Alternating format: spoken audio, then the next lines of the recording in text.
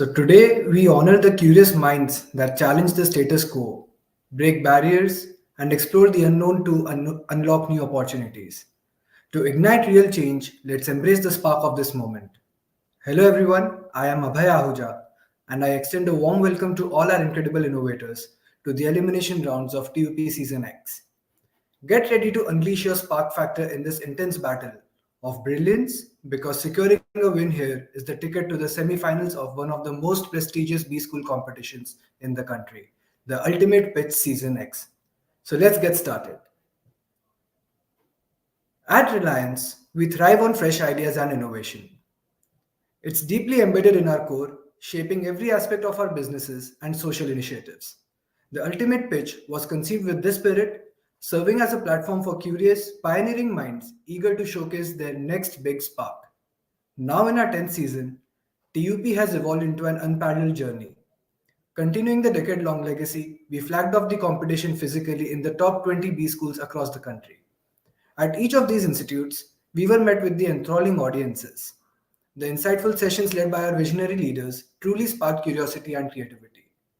But that was just the beginning. We've expanded our reach, connecting with thousands of students through digital platforms and virtual events, sparking this competition into a pan India celebration of bold ideas and innovation. Now, it's with great excitement that I invite you to experience the magic of our campus launches and the highlights of our pan India virtual launch with this video.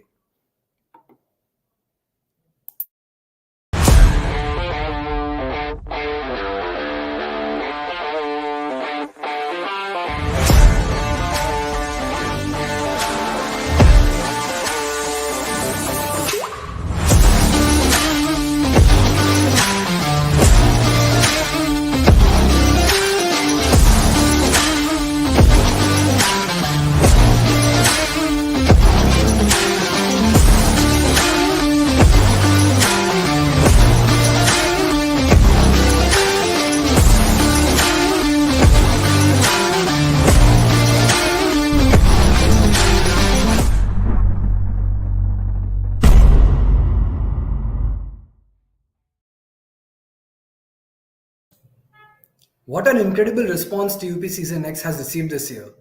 Over 22,800 registrations, more than 1,900 idea submissions, with 1 crore plus website impressions and 155,000 plus social media reach. The launch of TUP Season X was a huge success. And now we move on to the elimination rounds. A huge thank you to everyone for making this such a remarkable launch. TUP Season X kicked off with a bang. Innovators from across the country registered to showcase their spark factor and compete for the ultimate glory.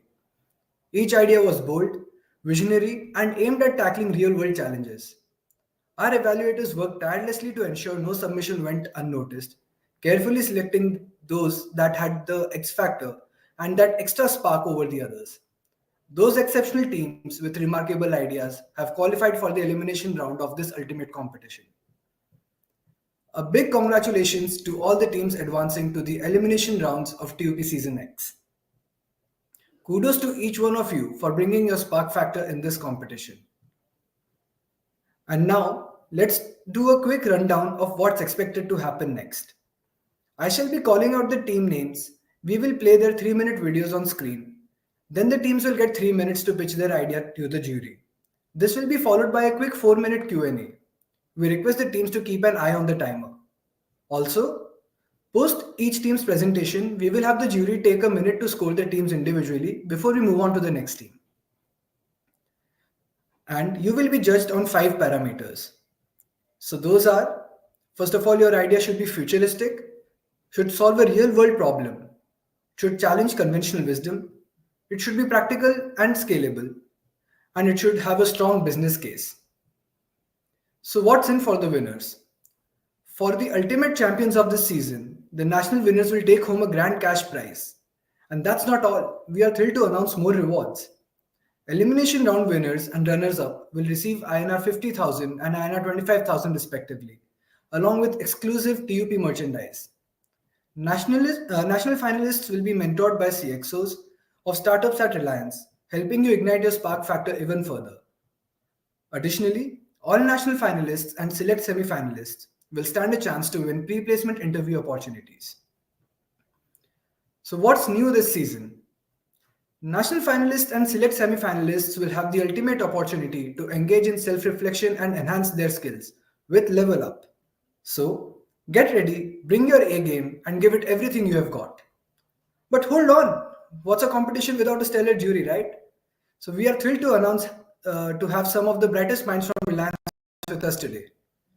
They will be closely assessing your presentations, evaluating your ideas, and will provide their inputs at the end of your presentations. I'm so thrilled to introduce our esteemed jury for this elimination round. First of all, we have Mr. Sameer Ratanjankar, Senior Vice President, Geo Mart at Reliance Retail. The second jury we have is Mr. Jatin Makar, EA2 President, Petrochemical Operations. And with that, let's get started. I'd like to call upon our very first team, which is led by Karlapati Supraja from Narsimoji Institute of Management Studies, Mumbai.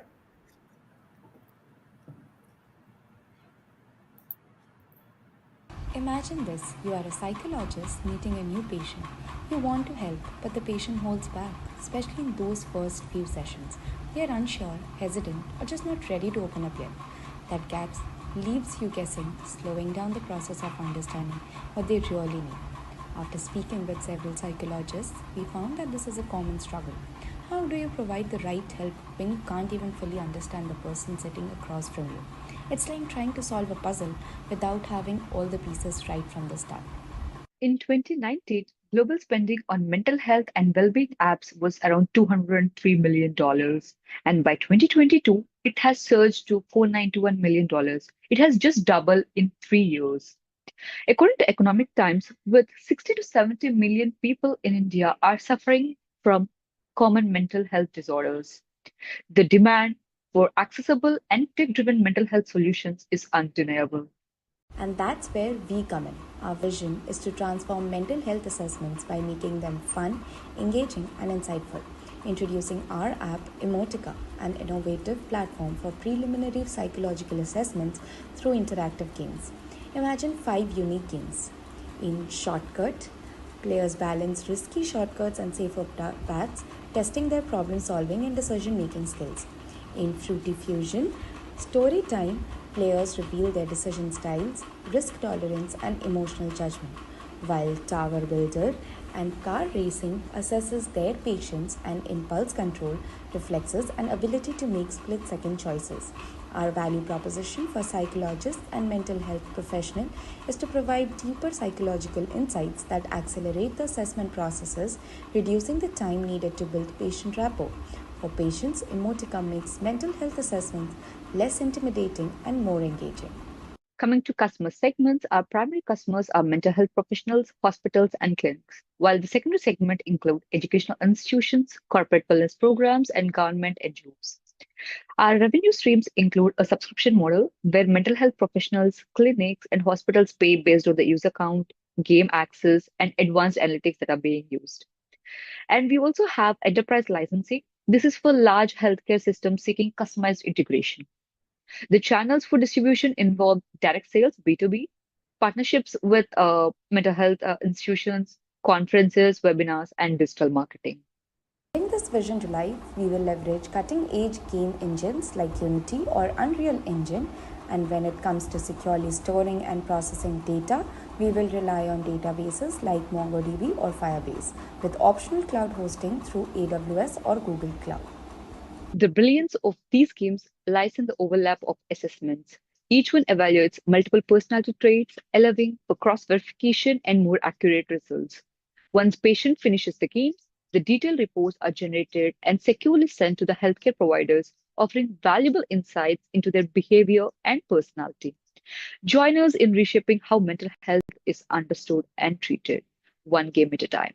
Thank you.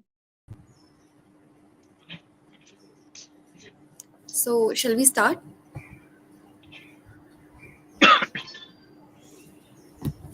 Okay. Good evening, panelists. I am Riddhi Agarwal, and this is my teammate Karlapati Supraja. We are second year MBA students from SBM and MIMS. While mental health is still a delicate topic, our focus is on creating a friendlier, more approachable path to recovery. Through secondary research, we identified the immense growth in the digital mental health market, which is expanding at a CAGR of 21%. Our primary research involved creating a proxy of our product where we tested the concept of using games as icebreakers with strangers. The results showed promise as these games helped ease communication. We also spoke to mental health professionals who revealed that patients often take time to open up or are disengaged, making treatment difficult. Our business operates on a B2B model, meaning our customers are clinics, hospitals, and mental health professionals, while the end consumers are their patients. Based on our research, we calculated a total achievable market of 168 crores. We have created two consumer personas as can be seen in the PPT. Moving on, so here where we come up with our product Emotica, insights through cognitive play. With Emotica, we would like to transform the workings of mental health space and how it is perceived. As seen in primary research, game acts as a great way to put a person to ease and understand the personality. Here at Emotica, we provide a software that generates reports about mental state and behavioral aspect of the patient, even before the psychologist or the counselors talks to them. This will ease the process and for both doctor and patient, creating a win-win situation. Our application will be provided to customer wherein the interface is easy to use. We will have patient logs where we store the data of the patients and their reports securely. Under services tab, all the games will be available and can be used to assign them to the patients according to the requirement. So all these five games have assessment focus on various parameters like impulse control, risk taking, adaptability, where the psychological insights provide how individuals approach to ethical dilemmas and handle pressure situations and perseverance in overcoming challenges. Our revenue model is two types. That is, one is a subscription, which will be charged on monthly based on the package type, and the other one is enterprise licensing, where we customize according to the client's requirement. So, now as we've introduced Emotica, let's now discuss our 5 year strategic plan post launch of the product and the key metrics that will guide our success. Our primary goal is to refine the product interface continuously based on the feedback that we receive from the professionals, ensuring the user experience remains engaging and effective. We'll begin by launching in Mumbai, establishing a local strong presence. Over the next 5 years, we plan to expand geographically with a long term vision of entering international markets. Initially, our focus is on capturing market share by driving user adoption and engagement, while profitability will follow as we scale. Our research shows that digital mental health services are rapidly gaining prominence, and trust is a critical factor. Once we have developed strong partnerships with clinics and mental health professionals, we intend to make Emotica accessible directly to consumers through clinic generated access codes. To promote Emotica, we'll begin with free trials and pilot programs to build trust and demonstrate value to clinics and hospitals. Our success will be measured by user growth, satisfaction rates, and eventually by market penetration as we look to secure our position as a leader in the digital mental health assessments. Thank you.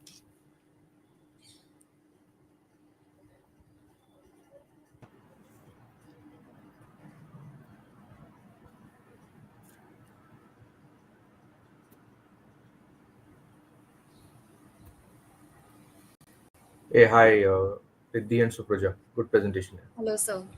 Hi, sir. Hi, thank you, Riddhi and Karlapati. Hi, sir. Just that was a very good presentation. Samir sir, would you like to start with the questions? Yeah. So first of all, congratulations to both of you. To be in 0.5% of overall registrations is a good kind of start. Um, while I understood what you want to solve, I am not able to understand the revenue model yet. Subscription from the institutes. Um, why would the institutes want to subscribe to such a app or a website when for them it is very important to get that patient of theirs treated by themselves? What does it add into their repertoire? If you can answer that. Okay. I would like to take it, and maybe Supraja, you can add if you want to. So, Sure. sir, herein the institutes get the database of the patients, and second of all, it's a entire diagnosis. So, for example, for the physical health, we have a diagnosis pre checkup. For example, the BP check or maybe the sugar level. But for a mental health, we really do not have an idea before the checkup how the patient history looks like or what is the coping mechanism for the doctors. So we want to create a database for the professionals, so that they help, so that they are helped, they get a help for personalizing, as mental health is something which is more on personalized basis. The recoveries are more personalized, so we want a database which helps them, curate the recovery process all personalized. And also, this would speed up the process of understanding the patient But and are the findings of the app been validated? Like you have decided that these are the six games or six things that will engage and give the results.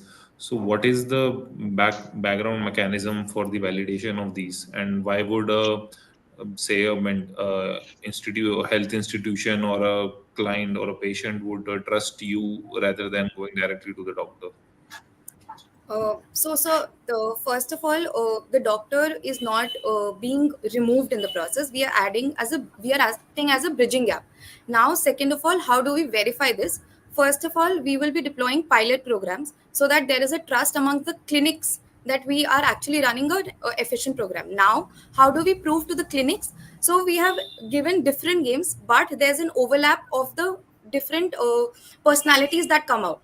So, for example, if shortcut shows that you have a good analytical skills, even your car racing will figure out analytical skills. So there is a cross referencing wherein it will help to verify that the whatever we have pulled out the data is actually correct about the patient.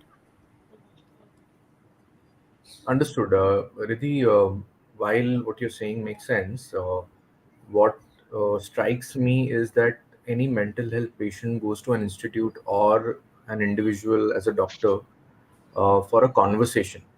That conversation needs to be maybe embedded in the, or whatever comes out of that conversation needs to be embedded in the process of him or her playing that game that you want him or her to play, to collect that data. Only data collection as a output for an institute or a doctor on a mental patient might not solve for the issue, because the individual who is going through a mental issue would need a lot more than just an app and a game to solve for his or her issues. So that's what I kind of feel, Sure, sir. and you can maybe work on it Sure, more. sir. Jatin, sorry, do you have any Yeah, comments? so similar thing, just the time is up, but you need to identify how you're bridging the gap, but how you can streamline the flow of a person using the app and the outputs and inputs that goes into the system. Sure, sir. sure. Thank you. All the best. Thank you so much, Thank you. sir. Thank you. Sir. Thank you. Thank you, Karlapati and team. I think it was a fantastic idea that you shared with all of us, and everyone really enjoyed it. So, we'll move on to the next team now. We have Team Eternity from IIM Lucknow. So, we'll have their video play first.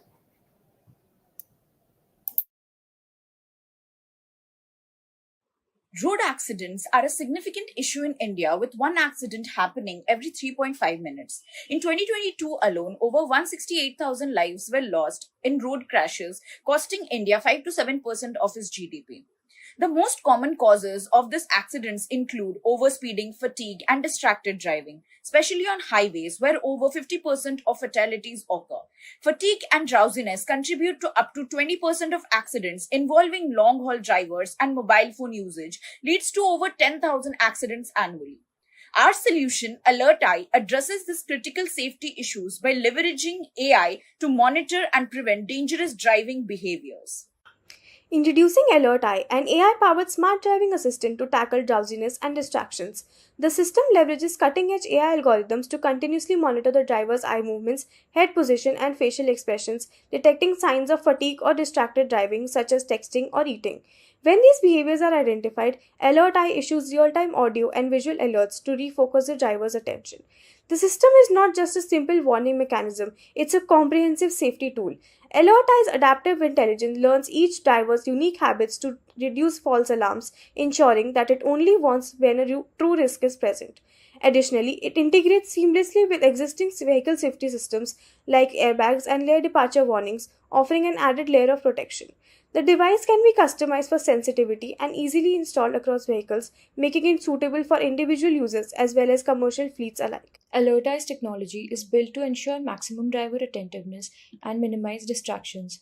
The system continuously monitors the driver using a camera mounted near the rearview mirror, tracking blinking patterns, eye movements, and head tilts. If it detects early signs of drowsiness like frequent blinking, prolonged eye closure, or head drooping, it immediately sends a warning. The AI algorithms analyze if the driver is engaged in risky behaviors like texting, eating, or smoking. In addition to providing immediate alerts, the system adapts to the driver's natural behavior, learning to distinguish between harmless actions like glancing at mirrors and dangerous distractions. This reduces false alarms, making the system more reliable. Furthermore, Alert Eye is equipped with an adaptive response mechanism. These features make Alert Eye an advanced, highly efficient tool for improving road safety, especially in situations where drivers are at high risk of fatigue or distraction, like long distance driving. Our implementation strategy focuses on rapid market penetration. In year one, we'll launch in the aftermarket segment and run pilot programs with fleet operators. By year two, we'll expand partnerships with automobile manufacturers and insurance companies, driving growth through retail and online channels. As we scale, we'll introduce premium features for commercial fleets and expand into international markets. With strong financial returns projected, quick payback, high profitability, and significant value creation, Altai is positioned to become a global leader in road safety technology. Thank you.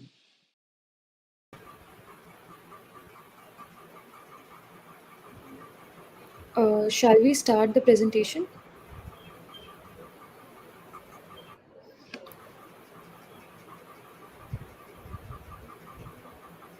Okay.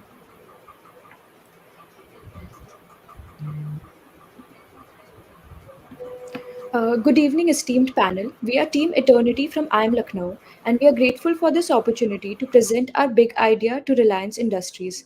So, Alert Eye is an AI powered smart driving assistant designed to prevent accidents caused by drowsy driving and fatigue. So, let us start by talking about the motivation behind this idea. Our research highlighted two critical insights. Firstly, India witnesses over 1 lakh accidents annually due to drowsiness and fatigue. And despite the severity of this issue, very few companies are directly addressing it. So, this gap drove us to come up with Alert Eye, a solution focused on accident prevention by using real time monitoring to detect driver fatigue and distractions. Now let's briefly walk you through how Alert Eye works. The device will be integrated into the rear view mirror of vehicles where it will track eye movements, blinking patterns, and head tilts. When it detects signs of fatigue or distraction, it will issue audio alerts to the driver. If early warnings are ignored, the alarm will escalate in intensity to ensure the driver is prompted to stay focused. Apart from this, the device will also be connected to a mobile app through which emergency calls can be sent to the driver. It will also have a GPS tracker integrated into the system for real time location monitoring and improved fleet management. Next, let's talk about how we plan to implement Alert Eye. With Reliance Retail's extensive network of 18,000 plus physical stores and robust e commerce platform, we can efficiently distribute Alert Eye to both individual customers and businesses. Additionally, by partnering with automobile manufacturers, fleet operators, and insurance companies, we can promote it as an aftermarket safety accessory. Our roadmap also includes developing budget friendly as well as advanced versions tailored for the diverse customer needs. Now let's address why Alerti is a perfect solution for Reliance Industries. Reliance's existing presence in automotive space through partnerships with fleet operators as well as automobile manufacturers provides a natural synergy to introduce an innovative product like Alerti. Moreover, Alerti aligns with Reliance's focus on smart solutions focus on with energy, logistics, and mobility sectors.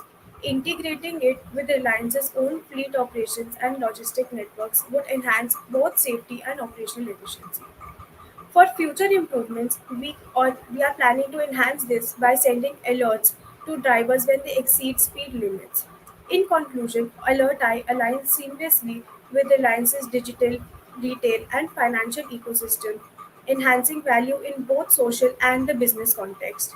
It strengthens RIL's leadership in innovation as well as in societal well-being. Thank you. We are now open for questions.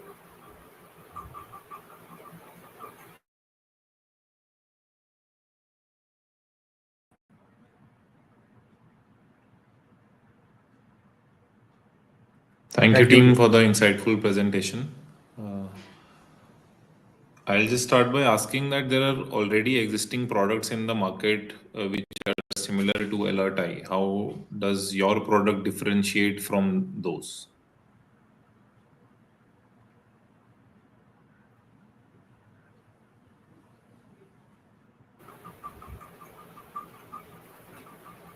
Okay,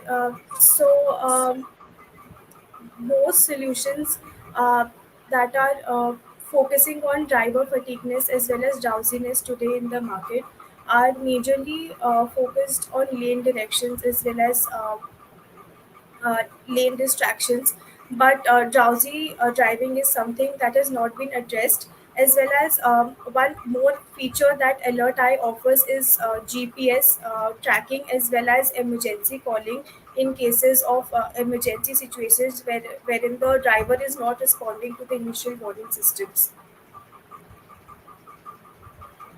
Adding on to what my partner said, I would also like to mention that we also have a feature in Alert Eye which will give out escalating audio alerts if the initial alerts are ignored by the driver. In case the driver is feeling drowsy or he's very tired, and the earlier signals are ignored, so the sound and the volume of the signals will escalate so that the driver is alerted and the accident will be prevented. Okay, thank you. Yeah, I had a similar question. One data point I wanted to understand is you mentioned the number of accidents. Was that only four wheelers or it included two wheelers as well as large segment, which is trucks and large vehicles?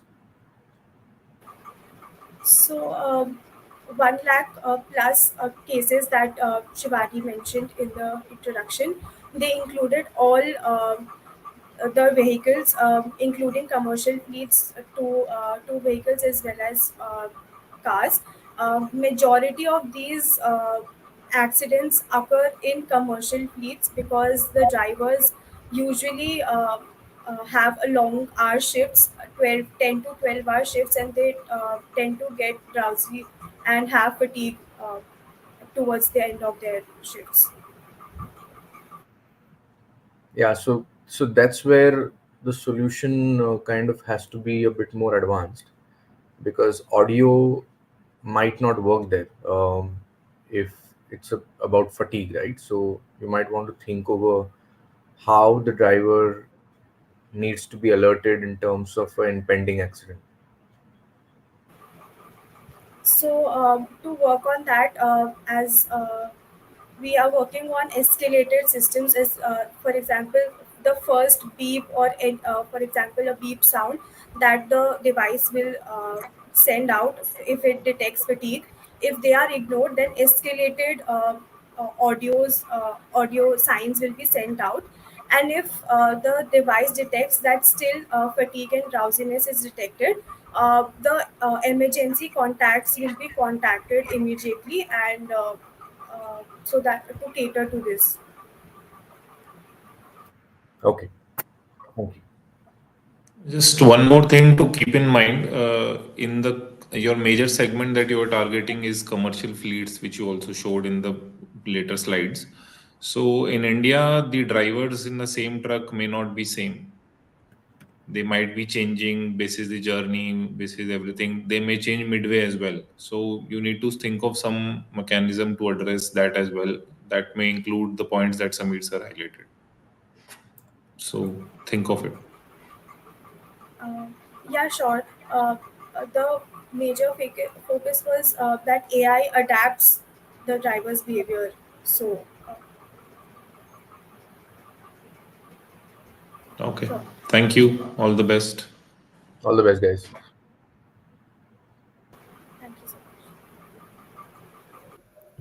Thank you, Team Eternity. I think that was a lovely take on how we can make our Indian roads much safer for everyone to drive on. And now, before we move on to the next team, I think we should give some time to our jury to complete the scoring of the teams. And while they make their assessments, let us have some fun, right? So, we'll have an interesting trivia question about Reliance. All you need to do is to try to guess the answers out in the comment section. So, there will be a question that will come up on the screen, and you need to put up your answers in the comment section. The first person to answer correctly gets our amazing TUP merchandise. So, are we ready? Perfect. So let's go.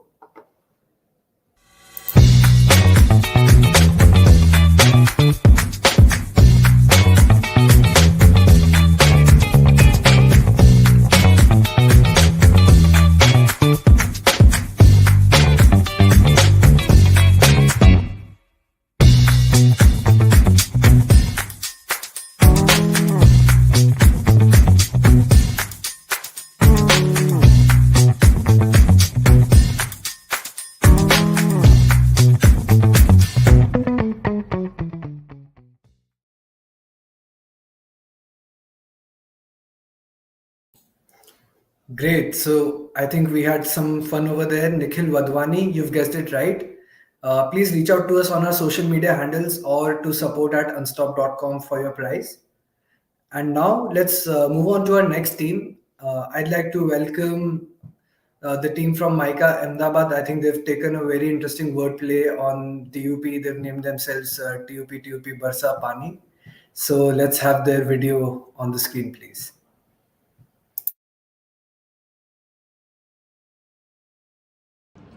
India is one of the largest textile sourcing regions in the world. Both production and consumption trends have shown a significant amount of textile waste generation. India produces nearly 7,700 kilotons of textile waste annually. At the same time, it is facing a pressing need for renewable energy resources to fuel its economic growth. The fossil fuel imports amount to US dollars 120 billion by 2021.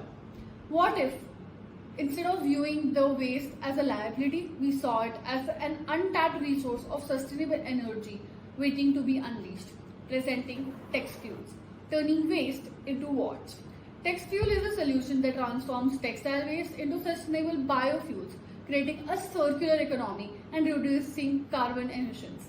This initiative addresses the urgent need for renewable energy sources and aligns with India's green energy goals. Here's how text fuel works.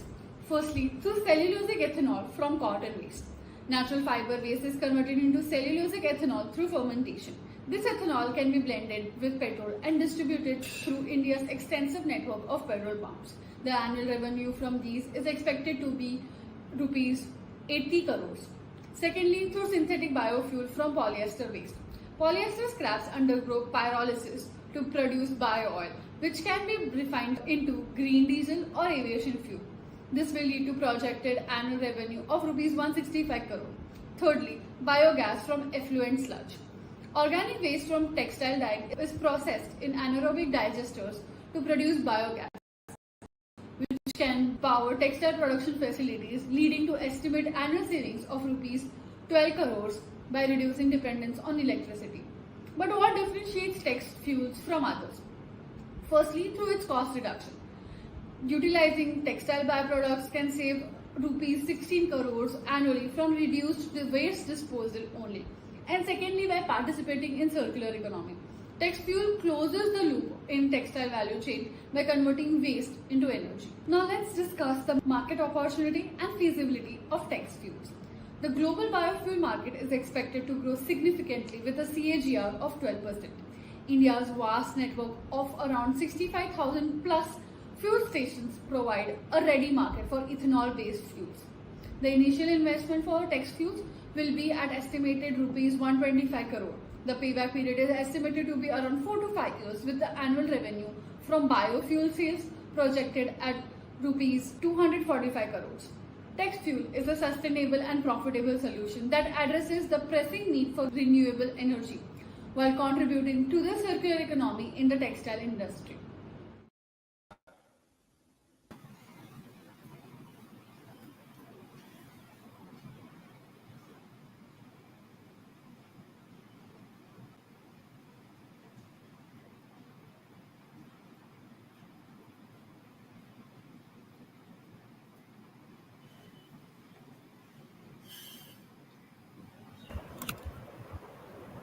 7,800 kilotons, $132 billion, and 20%.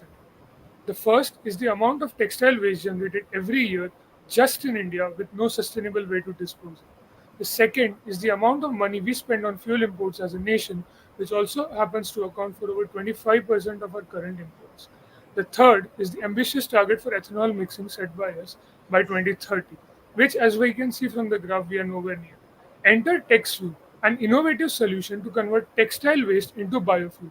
TextFuel reduces the textile waste disposal and reliance on fossil fuel, raises sustainability in textile operations and accessibility to renewable energy, creates a circular economy with multiple revenue streams, and eliminates the dependency on feeds. Texfuel's processes begin by sourcing the textile waste in our pre-treatment plants, where we source the textile waste from first the manufacturers, the fast fashion industry, and even landfills. The waste is then collected and segregated in our pre-treatment plants based on either they are plant-based or synthetic. Waste is then further processed into our terminal plants with help of advanced processes such as enzymatic hydrolysis, anaerobic digesters, and pyrolysis. We convert this textile waste into bioethanol, bio-oil, and biogas. These end products, including cellulosic ethanol, can be sold as a commoditized product for fuel blending and biogas for power generation for a complete circular economy in the textile industry. TextFuel will be implemented in phases. Here we have shown the financials for the phase one, which will include setting up the plant and processes. We have also looked into the licensing and the legal cost and the incentives that we will receive from the government for generating renewable energy. Our major source of revenue will be the sale of biofuel, which we will get from selling ethanol and biofuel blends to various petroleum companies. Secondly, we'll generate income by selling carbon credit that we will receive for the reduction in carbon emission. Thirdly, through process derivatives, that is by selling byproducts such as sludge to other industries. In phase two, we will expand our offering to bio oil, which will be generated from polyester waste, which accounts to 65% of the textile waste. And in third phase, we'll expand our offering to biogas, which will be generated from effluent sludge, that is a waste product in the textile dyeing industry. For marketing, highlighting our environmental and sustainability benefits are our most imperative selling points. India's proximity to major textile hubs acts as a major advantage for us, and setting up plants near ports can save us tons of transportation costs. We see a future where fashion not only looks good, but powers our community sustainably. That's Text Fuel, turning textile waste into watts and empowering India and beyond.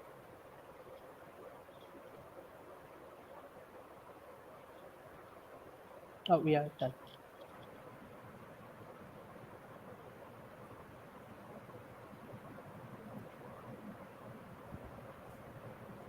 Hi guys, good presentation.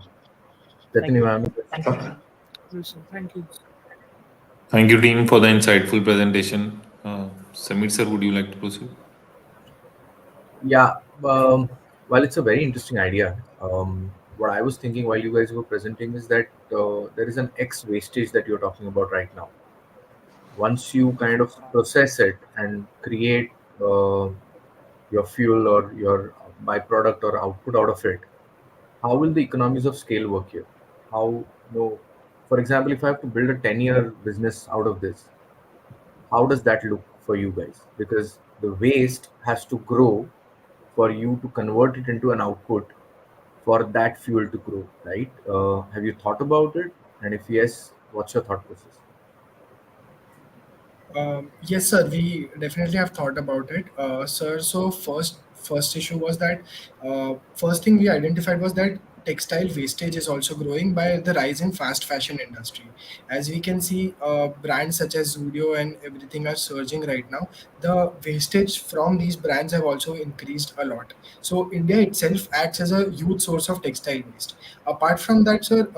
As a geographic location, India, we are located very strategically because all our neighbors, including Sri Lanka, Bangladesh, and Vietnam, are huge textile hubs, and they have huge textile productions as well. So, further, we can to achieve economies of scale, we can also import textile wastage from these countries to run into our plants. That is a further action plan that we have thought about. Okay.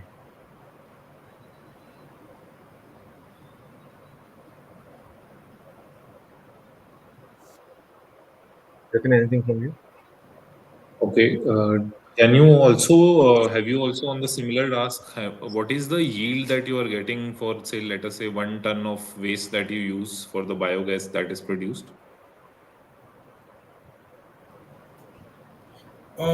Sir, so it depends on the type of wastage as well. So if we talk about just the plant-based fibers, the yield is pretty high because breaking the molecules is pretty easy into the process which is happening. It is around 55 to 60% of yield which we can generate from this.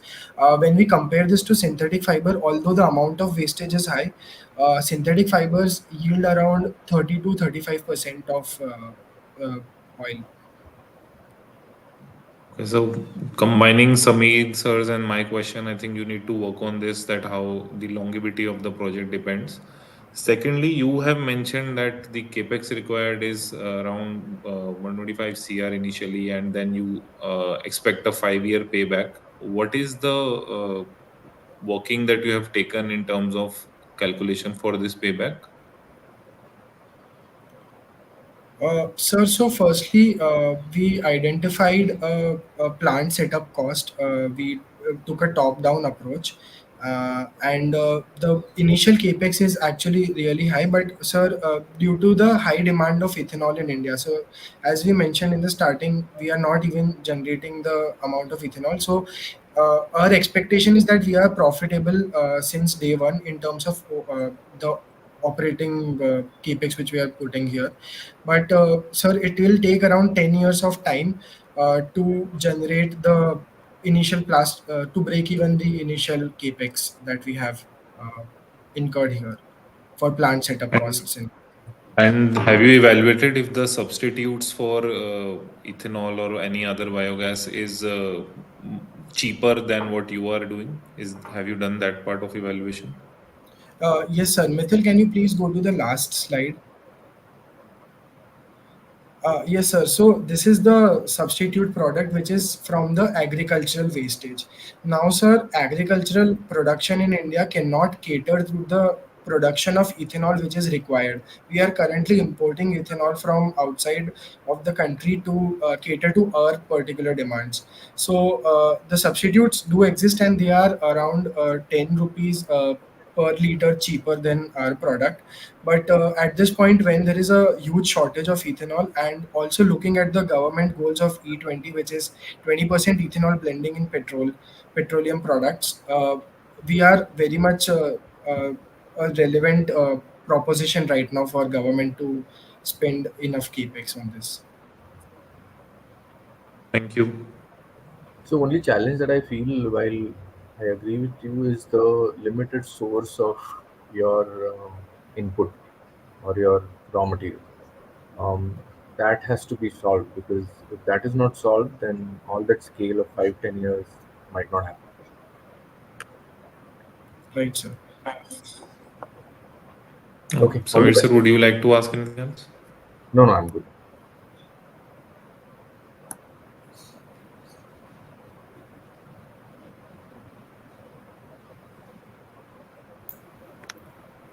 Thank you, team TUP Barsa Pani. I think you've given us a very insightful presentation and a fantastic approach on how to make the textile industry more sustainable. And now let's move on to our next team. I would like to call upon Monica and her team from UBS Punjab University, Chandigarh. Let's have their video on the screen. Hello everyone, my name is Monica and I'm excited to share a transformative idea that combines the power of AI with the art of storytelling. Imagine if every book could come alive with visuals tailored to your imagination. What if we could make reading an immersive experience that captivates all senses? Yes, you heard it right. So, according to a 2022 study by the National Endowment for the Arts, only 43% of adults read a book in the past year. Many find traditional reading less engaging in our fast-paced digital world. Visual learnings accounts for about 65% of the population. With the rise of platforms like Instagram and YouTube, consumers crave more dynamic content. So, let's identify the problem first. Many people struggle to connect with text, leading to disengagement. Additionally, people with learning disabilities find reading challenging. So, tools that incorporates visual aids have been shown to help students with dyslexia and other learning disabilities. For example, the University of Michigan found that visual aids help students with reading difficulties. Consider the countless stories that go untold because individuals don't find reading accessible or engaging. This disconnect can lead to a diminished appreciation for literature too. So, introducing our AI solution. My idea is Kalpana AI, an AI powered platform that transforms text into visual narratives. This tool will create animations, illustrations, or even virtual reality experiences based on the text. So, how it works? Using natural language processing, our Kalpana AI analyzes the narratives, key themes, and emotions, generating visuals based on readers' interpretations. Our Kalpana AI could enhance literacy rates, foster creativity, and engage readers who struggle with traditional formats. Join me in revolutionizing the reading experience. With Kalpana AI, we can inspire a new generation of readers and storytellers. Let's make books not just stories, but journeys that spark imagination and foster connection. Am I audible?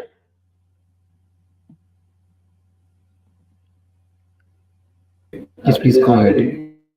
Am I audible? Okay. So let's start with detailed version of Kalpana AI, transforming reading from text to immersive experience. As we know, this character Ishan Awasthi from Tare Zameen Par, who struggled with traditional form of learning, but when helped with visual aids, he aced in the ends. So there are several statistics which differ visual versus text. That the human brain processes image 60,000 times faster than text. Most people only read 20 to 28% of the words on one page, and 80% of people remember what they see compared to 20% of what they read. So how Kalpana AI tackle this problem? Kalpana AI utilizes advanced artificial intelligence that converts text into immersive animated. What's the functionality? Users can search for books using an integrated search bar. If the book has already been transformed into visuals by another user, they can access this existing content immediately. And if the book is not found in the database, Kalpana AI will initiate the transforming process, generating immersive visuals. Is it scalable? Yes. It is capable of handling a growing number of users and books without compromising performance. Let's take this example. I have this AI prompt which says, "Men enjoys a delicious ice cream cone on a sunny day." The AI has transformed this text into visual, as you can see in the PPT, and there are many more examples. So let's talk about the technical details of Kalpana AI. That it uses natural language process, it is utilizes computer vision, it is based on cloud-based infrastructure, and it offers real-time rendering. So let's understand the business case. What's the market potential? The global books market revenue was valued at 137.12 billion US dollar in 2022, and it is estimated to reach 165.22 million dollar by 2031. Let's bifurcate and understand our market potential and market reach. For example, one popular YouTube channel with only 15 videos has managed to gather 1.44 million subscribers. Highlights that their large audience is craving accessible and engaging book content. We also get to know about market potential and market size by high keyword search volume, phrases like best books to read, how to read more, and read more books online. It shows that people love to read book, but they don't find it engaging, and there's an opportunity we have to tap on. So, what are the potential revenue model? There is a subscription model, there is a educational licensing in which we partner with schools, and there is a freemium model and affiliate partnership. So let's connect Kalpana AI with global market consumption market. Global market consumption market was valued at 2.2 trillion US dollar in 2023 and is expected to grow with a CAGR of 8.1% through 2029. By converting books into animated immersive video experiences using AI, Kalpana AI is not only revolutionizing the reading experience but also aligning itself with the growing media consumption industry. As media becomes a primary channel for education and entertainment, Kalpana AI bridges traditional reading with modern media trends. Thank you.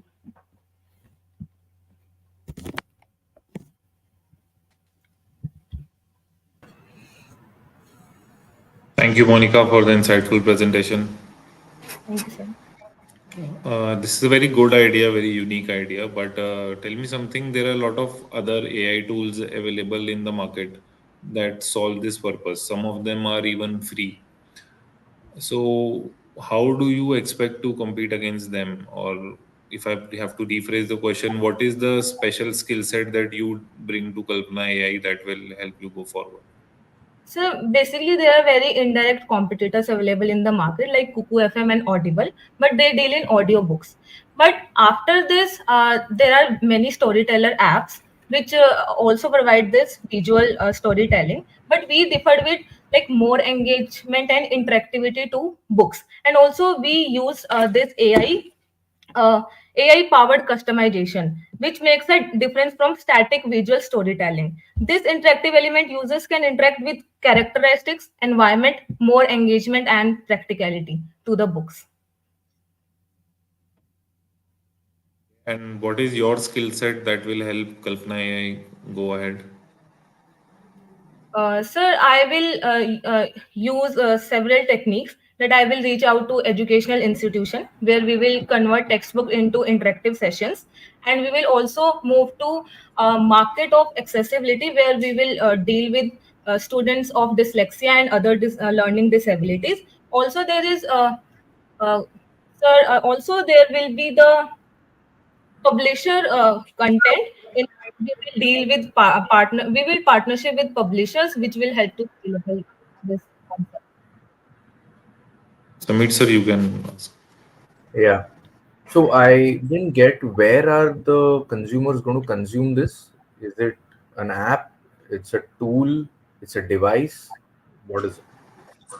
So first of all we will operate with a platform like website as I mentioned in the slide that this search functionality that user can search for books using an integrated search bar, and if we get to the certain point we will launch our app, and that's how we'll proceed. On a website, do you think people are going to consume this kind of content? See, book So readers have two patterns, right? One is they read books, physical books. So the problem that you want to solve is for people who might not read books but still want to consume content, yes or sir. students. Yeah, or students. But would website be the right starting point?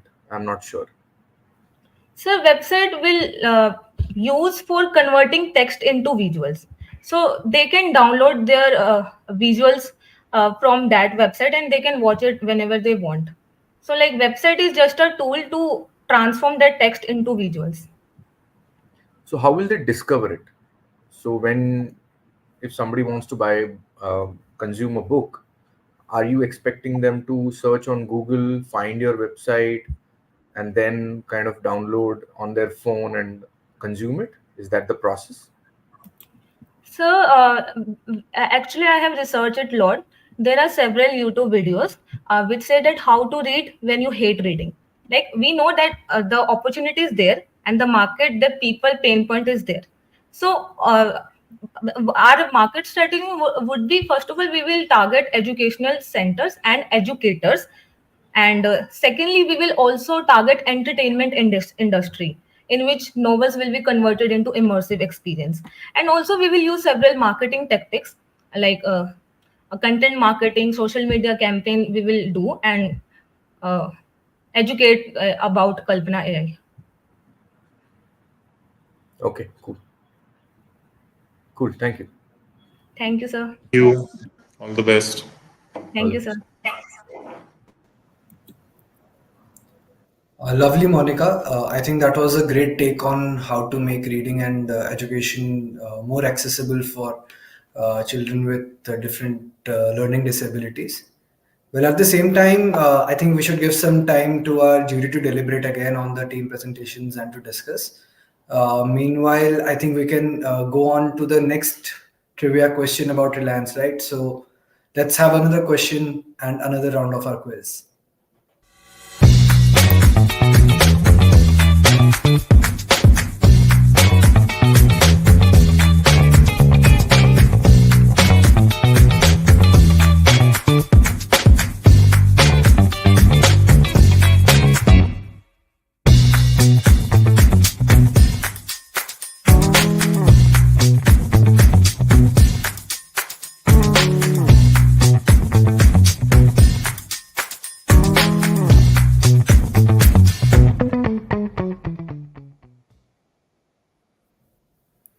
Amazing. So Abhijit has answered it correctly. Abhijit, please reach out to us on our social media platforms or at support at unstop.com. Now, let's move on to our next team. I'd like to welcome Team Pitchkers from IIM Bangalore. So let's have their video on. So the final two edits are done. Time to share it with people. Oh, my subscribers are going to go crazy about this. What, bro? Another copyright claim. But this was supposed to be free music. As a YouTuber, dealing with copyright issues is a nightmare. I'm always second guessing every song, every clip, every sound effect I use. Even this so-called free music is getting flagged. And the worst part, fighting these claims. And getting licenses through third-party vendors like T.U.P can cost a lot.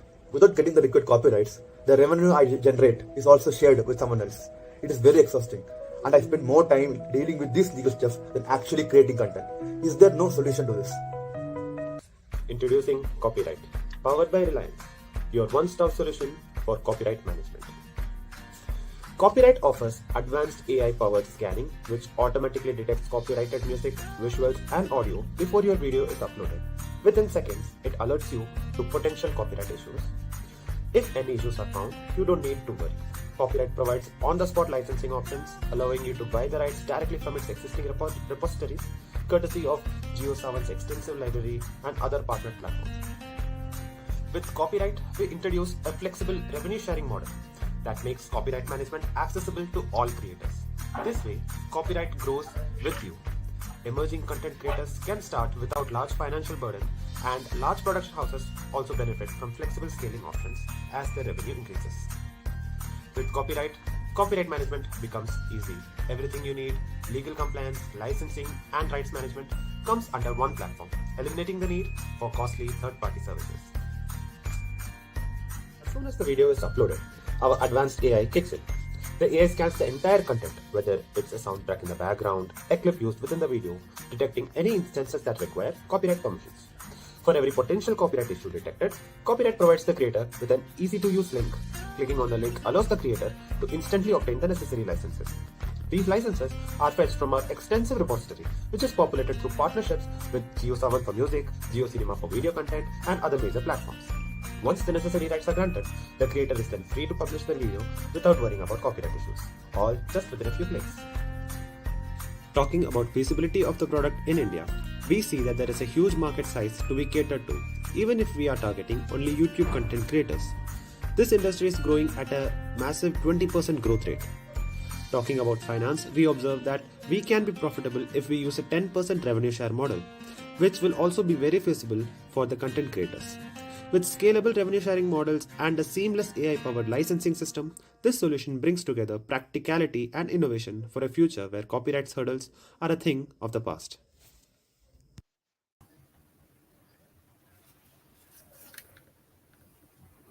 Hi, good afternoon, everyone. We are Team Pitchkers from IIM Bangalore, and that was our pitch to our AI-powered copyright management platform, Copyright.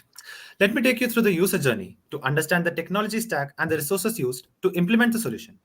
Once the video is uploaded, our ML model analyzes it in three different layers: video, audio, and the metadata analysis. We'll be using a CNN network for the video analysis, and the data required for training that model will be provided by our partnerships with JioCinema and JioTV. Why did we choose them as our partners? Because these players not only have a great library of digital content, but also have great connections with music labels, film studios, and production houses. Further, NLP will be leveraged to analyze the audio and the metadata content to detect the presence of copyrighted content in the video. We plan to utilize AWS cloud services to power our platform, ensuring high speed processing and seamless scalability as the demand grows. For revenue sharing, the process is streamlined. Once the contract is signed, 10% of the revenue generated from each video will be automatically transferred to our account via YouTube's payment disbursement system. Our market study highlights that the content creator industry is highly attractive with a large market size and rapid growth. We conducted a TAM-SAM SWOM analysis, which forms the foundation of our financial projections. A Porter's five forces analysis shows low competitive rivalry and minimal threat from substitutes, despite high supplier bargaining power. This creates a prime opportunity for disruptive ideas to thrive. While third party copyright services pose some competition, our product stands out across key areas. With a robust AI tool and a strong legal team, we are confident in outperforming existing players in the market. Now on to the financials. A significant cost of the company is licensing, which mainly has two types: synchronization license and master license. By using the industry average for these licenses and applying a 30% bulk purchase discount, we estimate the licensing cost to be approximately 50,000 per license per month. The total cost based on the number of licenses used will come to around 12 lakhs per user per year. Our timeline assumes a 1 year development phase, meaning we will launch the product 1 year after developing it, and that is when we'll start generating our revenue. Our revenue model is based on two streams: ad revenue and revenue sharing. YouTube typically charges content creators at least 55% of their revenue, which is way more than the 10% we charge. In the initial 1 year, we expect to acquire 1,000 customers, and their revenue is projected to be 9 lakhs per month, resulting in a first year revenue of approximately 108 crores. Assuming a 30% growth rate of customers, we expect to reach break-even point by the third year post-launch. Thank you.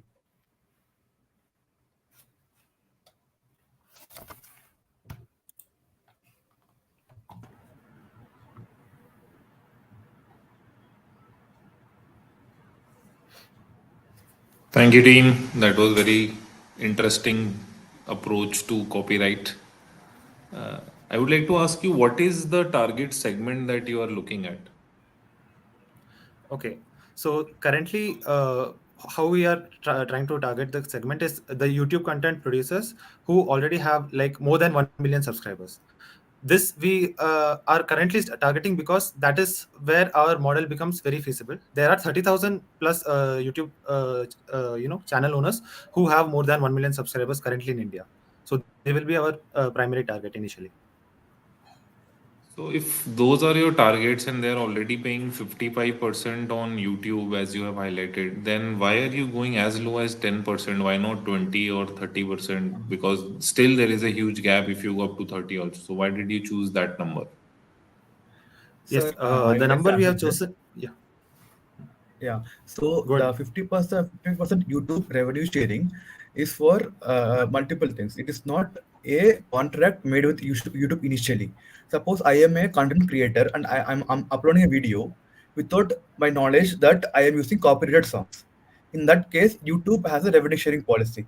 Depending on how many songs I use and what part of song I use, whether I'm using the entire song or only one particular 10 seconds or 20 seconds. Depending on that, it takes at least 55% to 87% to 90% of the complete revenue and gives it to the artist. So we are proposing a solution to overcome this challenge. For that, they will take it only 10%. Okay. So are you going to take the copyright, pay the copyright fee, and then not charge it to the creator? Is that your model? Yes, that is the model. So initially, How much? we Go ahead, yeah, go we ahead. will be incurring the cost for the copyrights, but we will be getting the revenue share from the revenue that the YouTube content creator is generating. So you're going to pay for the copyright, transfer Yeah. that copyright to the creator, and thus the creator saves on the money that they shell out to, say, YouTube. Yes. So initially, once you charge 10%, it's not going to cover your copyright cost, right? No, it will not. So then you also mentioned your revenue model includes ads, ad revenue. How will that work? Okay, so the ad revenue So is I will take basically this question. from our platform. The platform through which you are going to upload the video, where the AI is going to process and give the feedback about these. You have these many copyrights in that platform. We have a lot of ad space, which could be a potential source of revenue for us. How? I didn't understand, because your consumer is the content creator, right? The last mile Yes. consumer is not going to be on your platform. Hmm. There is a certain content creator base. Why would any advertiser advertise for that small base?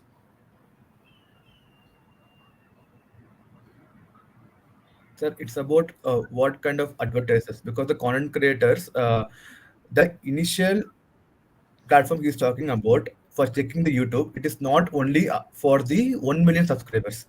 It is for the complete YouTube content creators. We are not going to limit any regulations for that for subscribers. Suppose I have only one subscriber, even I can go upload my video in the platform and check whether I have any copyright issues. So the entire YouTube content creators uh, are the our target in that for particular platform for use checking the content. For that, the advertisers can include YouTube ads, content creators, merchandising companies which who collab with content creators. Those kind of companies are there who will give ad for this. Yeah, so I have my doubts on that, very frankly. You have to build this model even further, because your revenue model of ads for that particular, even if you take the entire content creator base, uh, imagine a Unilever. Why would a Unilever advertise on your platform for that base? They would anyways get them on other platforms. So you'll have to That's a figure good out your point, revenue Lotus. model. Yeah. Yeah, actually, the ad revenue is very small portion of our revenue. So, major portion of our revenue is going to be through the revenue sharing contract only. It's hardly negligible. The That ad means you're ad source charging is hardly 10%. negligible. So you're charging Yes. only 10% at the start. What Jatin was saying makes sense then, because if your revenue doesn't start building, then your 3-year profitability, I have a doubt. Yes. So on statistics, when we check, each YouTube creator who has more than 1 million subscribers earns about 7.5 lakhs to 9 lakhs per month. So if he's earning that much through the videos on which he has collaborated with us, 10% of that we have calculated, and we have done a revenue financial analysis. And as you can see here, that we did a projection of all the costs and the revenue that will be generating. Okay, cool. So just a small explanation here. So as you can see, the ad revenue is very less. It's in the second row. The major revenue is from the copyrighted music only, which we charge in the content. So the minimum 1 million subscribers, the lower cap, they are only generating 7.5 lakhs to 10 lakhs per month. If we go above that, let's talk about 5 million subscribers. They are have potentially earning 30 lakhs to 50 lakhs. So when that goes, the 10%. My only point is, I don't think so. You guys should deviate. You have one revenue source, very clearly kind of capitalize on that. A lot of Okay, yes. times what you do is you go after 2, 3 revenue sources, and unreasonable energy is driven behind a particular revenue source which might not yield results. So my suggestion to you would Yes, be, work in a direction where you have one revenue source or a couple of revenue sources which are clearly giving you returns. yes, sir, sure. Definitely. Thank you. One small thing I want to ask you guys. Uh, if you guys give the copyrights to the video uploader, that he had some copyright issues, you have resolved it, you have given him, you have taken the revenue. Now, when he goes to upload it on YouTube, does YouTube get to know that he already has the copyright issues, or again it will raise a concern to this person who is uploading the video? Yeah, so the AI tool that I mentioned, that automatically changes the metadata of the file that he's going to upload. So in the metadata, the description of all the copyrights will be mentioned in there. So YouTube algorithm also tracks the metadata, so there nothing will be flagged. Understood. Yeah. Thank you. All the best. Thank All you. the best. Thank you, sir.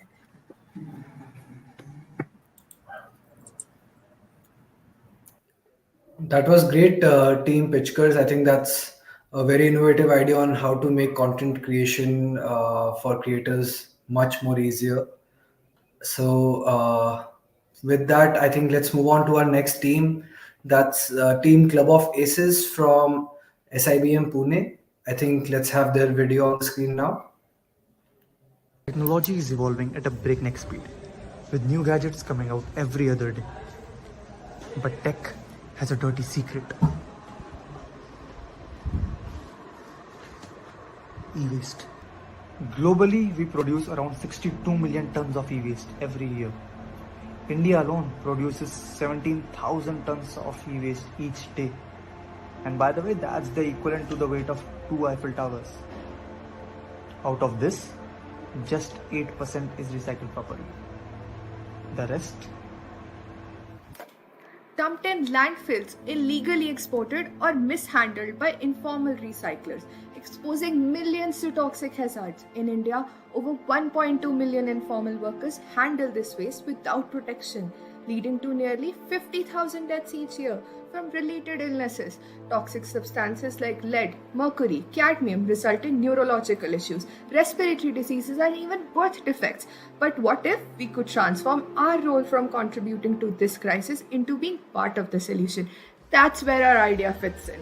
we have solved the logistical issue of penetrated e-waste sourcing by collaborating with players like GeoMart, Big Basket, FedEx, and Reliance Digital, and other such players who rely on small trucks for their deliveries. Typically, these trucks come back empty. What if they could just pick up e-waste on their way back? It would surely cut down our fuel costs, make extra trips redundant, and all in all make the process of collecting e-waste from the cities, households, and small businesses very simple and efficient. With our app, scheduling an e-waste pickup is as easy as a tap. Users input their waste details and the app syncs with the delivery routes. When a truck is nearby, it just swings by to collect the e-waste. Plus, users receive a time slot notification, ensuring a smooth, hassle-free delivery. Once collected, the e-waste will be stored at designated distributor points.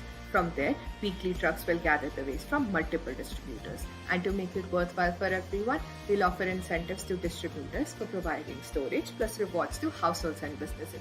Imagine earning points or vouchers that can be redeemed at places like Reliance Digital, T.U.P, GeoMart, and FedEx. It's a win-win for all. Now, why will it work? Simple, we're tapping into existing delivery networks, solving collection challenges without any extra cost, and it aligns perfectly with CSR goals, enhancing the brand image of our partners while boosting their sales and goodwill. As India works towards net zero by 2070, responsible e-waste recycling is a crucial part of the puzzle. Our innovative approach offers a scalable solution, paving the way for a greener, healthier future. Now, the question is, are you ready to be part of this change?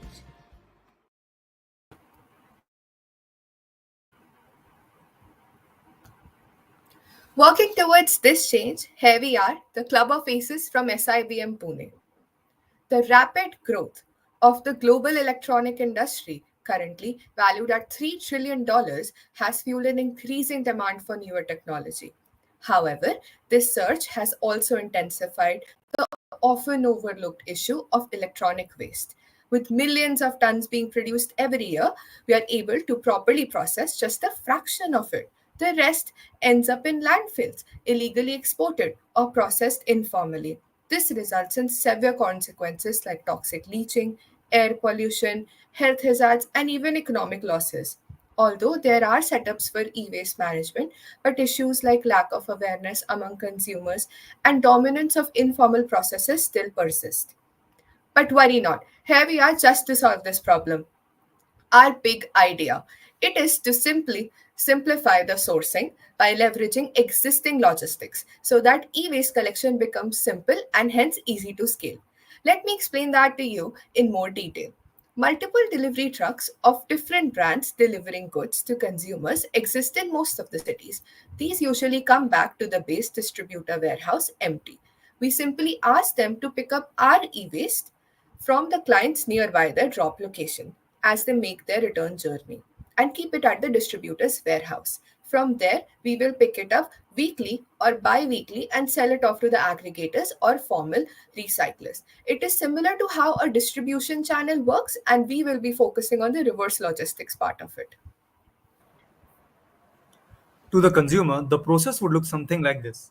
The user downloads our app eCollect and prompts for waste pickup. Now, the truck routes are synchronized such that any truck that has a delivery in the nearby area would swing by to pick it up. The user will be notified prior to the pickup that your points are on the way. Talking about why we are the perfect solution to our massive problem of e-waste. That's because we address all the key pain points in the current system. Our solution directly tackles the limited waste collection infrastructure. And talking about the issue of lack of awareness, our collaboration with top brands changes just that. We are also challenging the informal sector. How? By taking the charge of the sourcing. By offering our users coupons and exclusive deals that can be redeemed from our partner businesses for simply disposing of e-waste. Our app will gain rapid traction owing to all these incentives, and a larger consumer base would mean more e-waste collected and stronger bargaining power with aggregators. As we grow, partnering with us becomes even more lucrative, allowing us to onboard more trucks and collect more e-waste, creating a self-sustaining cycle of growth with multiple revenue streams of selling to aggregators as well as presenting ads on our platform. At last, I would like to say that eCollect is not just a solution, it is a revolution. And together, we can drive the change that our world needs. Thank you.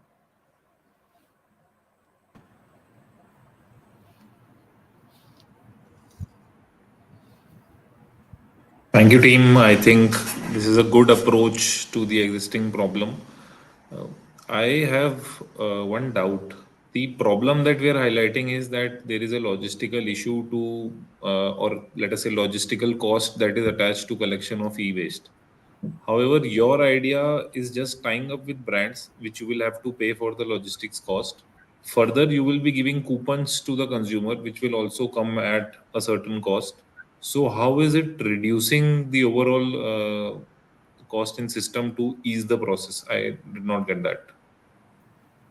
Surely, sir, I'd like to take that up. So we are reducing the cost because the cost of fuel that would have been incurred otherwise when we go directly to these regions to pick up e-waste would not be incurred at all because the trucks which are already in the nearby regions dropping off products of our partner brands will be picking it up on their way back. When we see trucks of GeoMart, Big Basket, FedEx, or DTDC, they go to certain regions and they come back empty usually. We are going to optimize on that empty space on these trucks when they come back to their distributors for picking up the stuff or the products that they'll be going to drop off in the next route. That will be the area of cost reduction for us. And And then bi-weekly or weekly, we'll be taking up the products from the distributor. And sir, adding to Varchaswa's point, so we'll just have to bargain about the storage at the existing distributor point of our brands itself. So we'll just have to focus on the truck that we'll be sending to these distributor points for weekly or monthly. But do you expect the brands to do it for free? No, sir, it's not free, of course. So we'll be giving them a positive PR because it is part of a CSR initiative.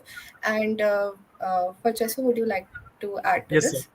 Sir, our whole idea revolves around the fact that through these, we are giving brands three things. First would be a free positive PR, wherein all these three words are the keywords. A free positive PR would be something that every brand would be interested in. Then there are the CSR goals that every major brands has to follow, and this would be one step towards that as well.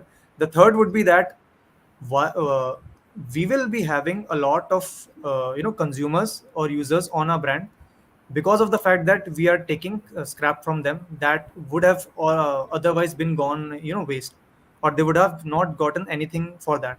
So when we have a lot of consumer base on our app, the brands would be willing to come to us, just like how brands go to Cred or Google Pay or Paytm, wherein there are already a lot of users, and the brands offer them coupons so that they could be aware of the brand and would eventually become a user of the brand. That's the exact idea that we have here. Understood. Right. Samir sir, over to you. Yeah.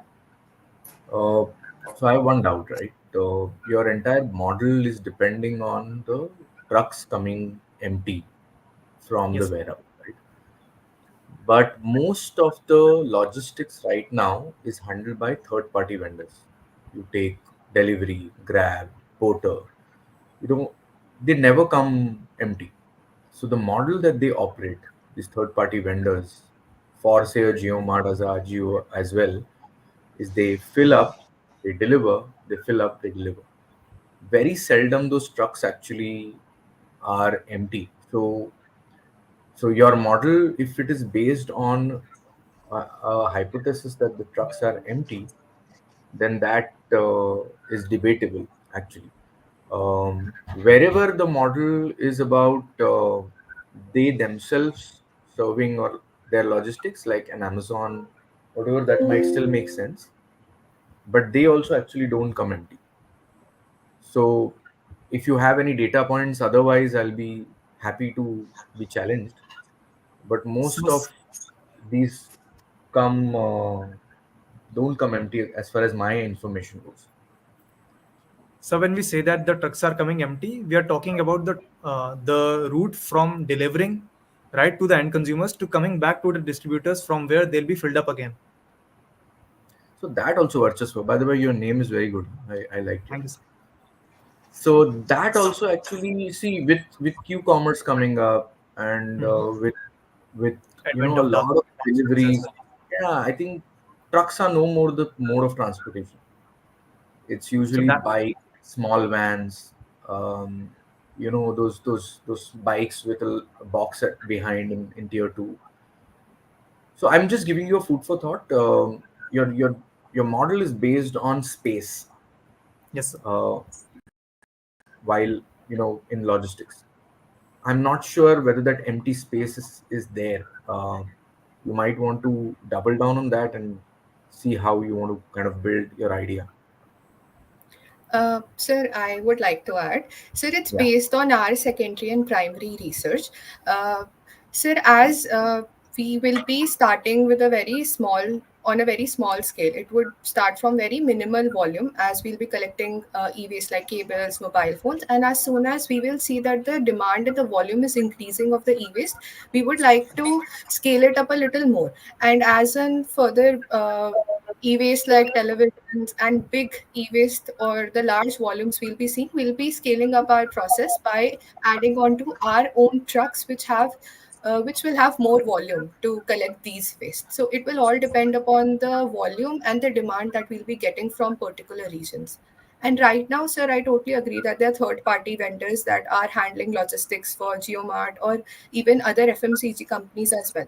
But sir, this is the space that we're talking is very minimal space. It will not require up the entire truck that we're saying.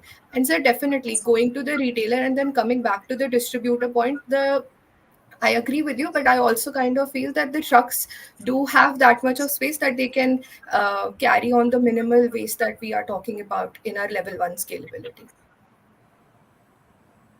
Okay, cool. And again, I think you mentioned your revenue model having ads and other revenue. I don't know how ads is going to help you here. I didn't understand why would you put ads as a revenue model in this process. Who is going to be on your app? Yes, What is sir. the size of your app in terms of customers or visitors? Sir, I'd like to Yeah. respond to that.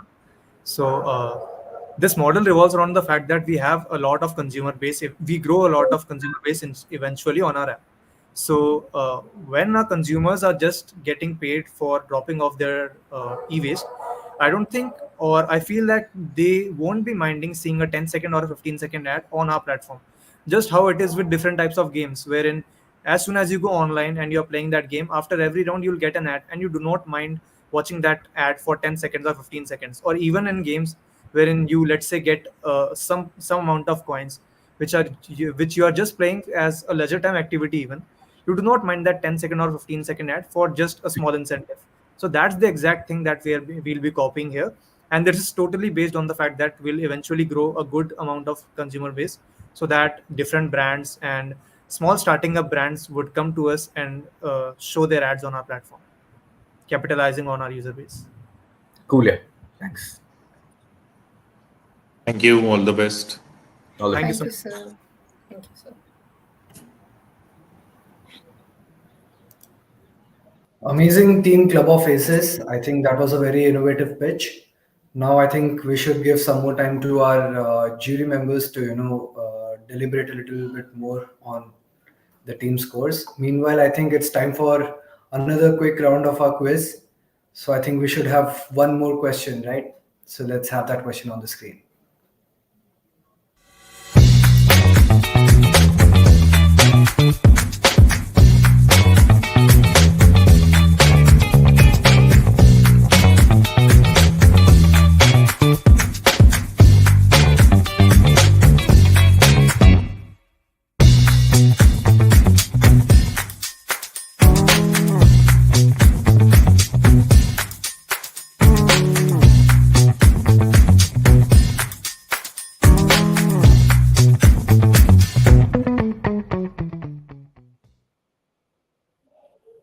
Amazing. So, Ashraf Khan, you've guessed it right. Please reach out to us on our social media handles or on support@unstop.com to claim your prize.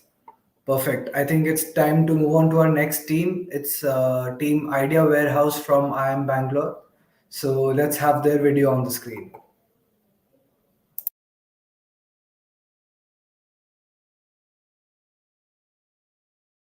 Hello everybody, we, the team Idea Warehouse from IIM Bangalore, are here to address the critical issue of limited access to formal financial services for small and marginalized farmers in India.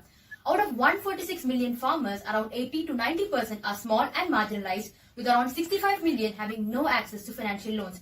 Even among those with access, 25 million rely on informal lenders facing high interest rates and exploitation. Our fintech solution aims to bridge this gap by providing an asset-light digital finance platform tailored to the needs of small farmers. We focus on 16.6 million farmers who could benefit from digital financing services with an initial target market of 0.33 million farmers, assuming a 2% market capture rate. Looking at industry attractiveness, we can see that the buyers have little to no power, since most of them have little to no access to other formal sectors of financing. The little to no asset model makes it very lucrative for any players to rapidly enter the industry if they have financial backing to do so. However, in rural markets, trust is a key factor, an advantage that the Reliance brand carries thanks to its years of excellence and nation building. Since our funding and technology are in-house, we have little need for external suppliers, giving us a complete control on the side of value chain. Incumbents like NBFIs, NBFCs, and informal lenders are major competitors who pose a threat considering their deep penetration and long-standing knowledge of the sector. In terms of substitutes, loans by pledging collateral and government loan waivers and subsidiaries pose a significant threat to our opportunities. However, considering the scale of waivers, it's a moderate threat at best. Now, we shall proceed with our solution. We will be using an asset-light digital finance solution which will replace the physical buildings from conventional formal sources. This reduces our capital expenditure heavily. To address the lack of credit history, we will be using a data-driven analytics approach where we will be using alternate data to predict the creditworthiness of the farmer. These data are asset details, satellite images, crop health, weather pattern, contact lists, or family graduate details, etc. Looking at the resource analysis of this solution, we realized that the technology and financial capability of the parent organization gives us a great position to enter this endeavor, with the existing portfolio of GeoMoney presenting us a platform to ensure we can handle these transactions. Trust is a crucial resource for penetrating the rural segment in India. The Reliance brand has a long history of successful ventures and is intertwined with the lives of every individual, which gives us the trust to succeed in this market. Data is the last essential resource that we require in this venture, and it is also the first gap we want to address. Immense primary and secondary data need to be collected to perfect our model and to ensure that we are able to relate this alternate data with creditworthiness to ensure a successful model. The financial services segment is hugely moderated by Government of India, which is another gap that we address to flourish in the scene. Thank you.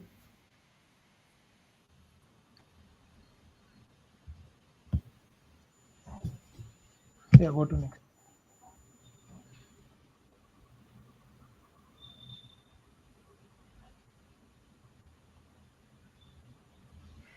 So From the video, it is clear that the proposed customer segment provides an immense opportunity for Reliance. We will go deep into the solutions. We propose Reliance to launch a fintech platform where we provide lending services to farmers using alternative data. Also, we are not going to stop there. We are slightly going to extend the uh, list of solutions that we are providing to farmers.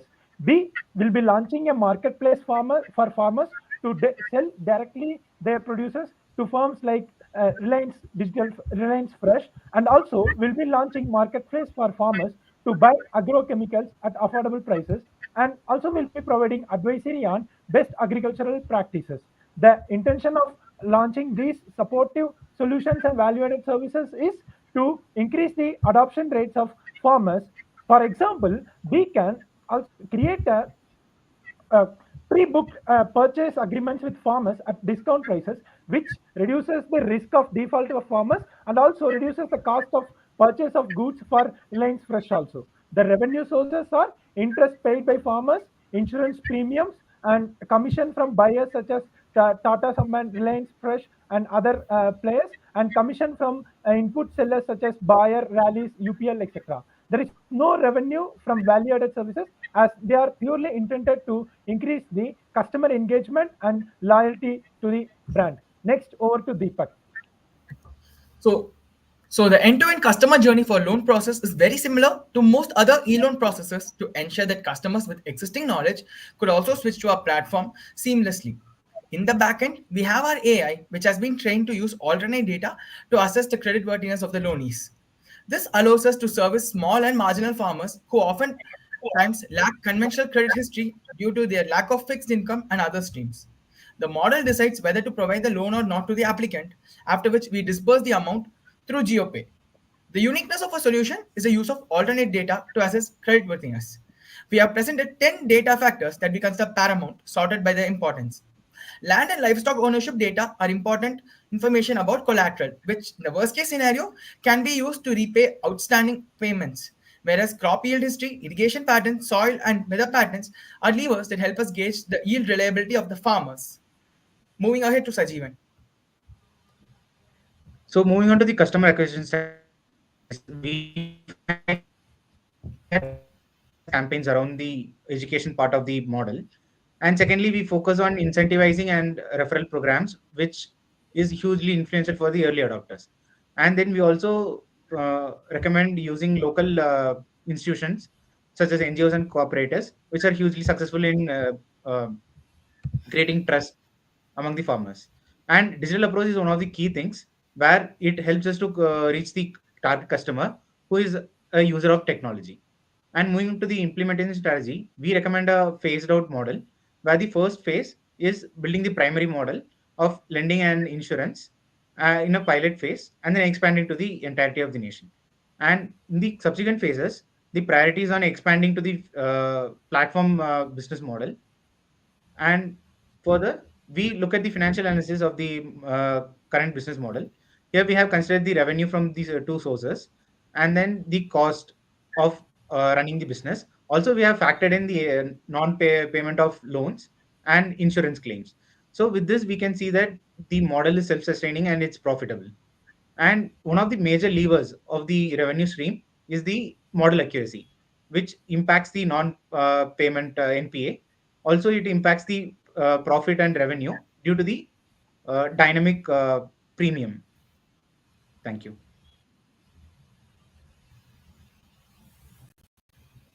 We're open for questions.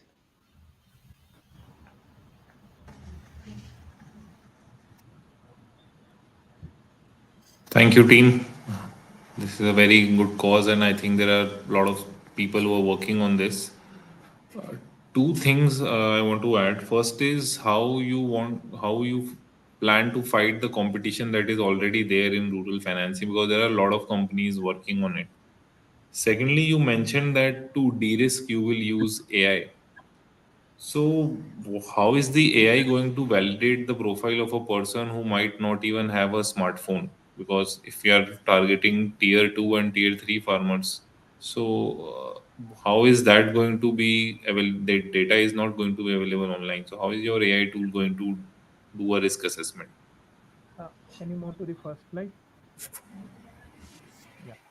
So currently, the primary competitors are the regional rural banks and local lenders, and some fintechs like Jai Kishan who are working on the this space. But there is no niche player that provides particularly to farmers.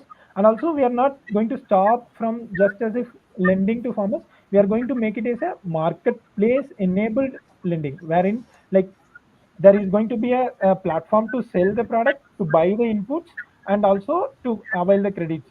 So it's going to be slowly we are going to vertically integrate into all the upstream and downstream, so that we can provide additional customer value and differentiate ourselves from the customers. And second is, we have taken, if you can see from the data, there are 61 million farmers who are having the access to credit.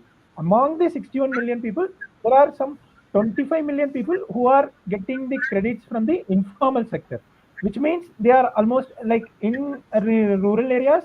There are the informal lending, the interest rate is as high as 20 to 24 percentage.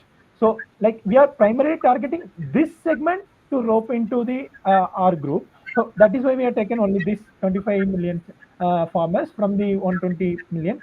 And in that, based on the internet penetration and smartphone adoption, the 66% of people, and these we are going to target only these 16% of people who have access to smartphone and mobile phones in the initial phase. Because nowadays, even in rural areas, tier 2 cities at least, there is a penetration of smartphones whom we are going to target. So that's why we have brought this 3.3 lakhs. Like our target is to reach first the 3 lakhs farmers with a assumed cap of 1 lakh per year of lending and insurance premium, whatever it is. So that's how we plan. Okay. So And we if found out that and also, sorry, Shwani, let me complete. yes. Also, we are not going to use the direct credit history, because the problem with the banks itself is the lack of availability of the credit data. So we are going to use the supportive data, alternate data that is being present. Can you move to the third slide?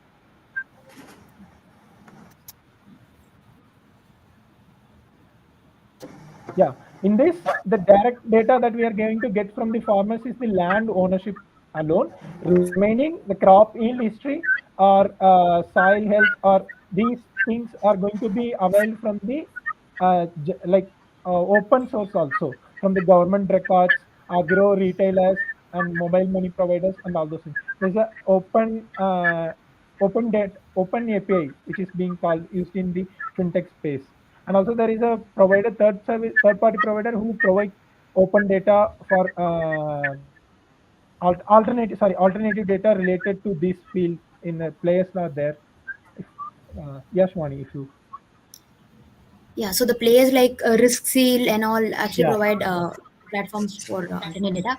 And the fact I wanted to bring in was that many of the in P2B lending, many of the buyers were, I mean, a certain number of certain percentage of buyers were actually farmers. Some research told us that major in P2B lending platform, majority of them were farmers as well. So this shows that there is a certain number of smartphone penetration where, I mean, yeah, I think that answers your question as well.